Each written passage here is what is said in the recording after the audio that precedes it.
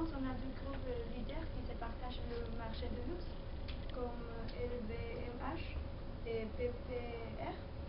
Et bon, comme on le sait, l'un des facteurs de la réussite de cette entreprise, c'est la qualité. Parce que cette entreprise recherche la qualité la meilleure. Et c'est pour ça qu'ils mettent en concurrence le fournisseur pour se bénéficier en termes de prix des matières premières. Et ensuite, on a la communication qui est toujours au service de l'entreprise et pas à l'inverse. On a que les entreprises utilisent des communications, des presse spécialisées, des magazines ciblés comme par exemple le Vogue, des affichages publicitaires ou des panneaux publicitaires.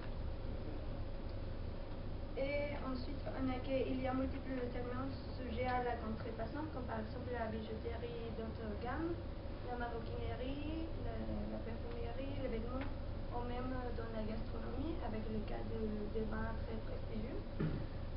Parce que beaucoup d'entreprises frauduleuses contrefont le produit de luxe parce que c'est très facile pour eux de reproduire avec des matières premières de plus basse qualité. Et ça nous amène des problèmes qui impactent sur le développement des entreprises ou à niveau macro aussi. Ça a un impact social pour les pays.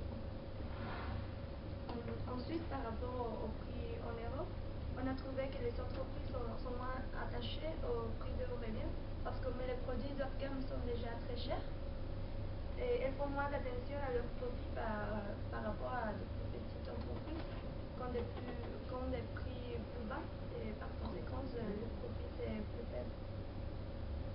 Et ensuite, en précisant la distribution sélective, on a trouvé que les entreprises ne mettent pas leurs produits dans les mains de la grande distribution. Au contraire, comme on verra par la suite, ils utilisent les boutiques spécialisées dans des points de vente stratégiques pour garder cette image d'exclusivité.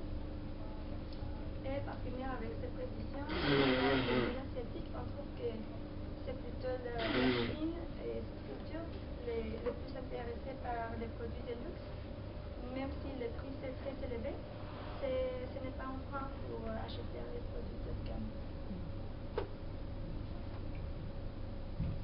Moi maintenant je vais vous parler donc des stratégies de l'entreprise. Donc on va commencer donc par la stratégie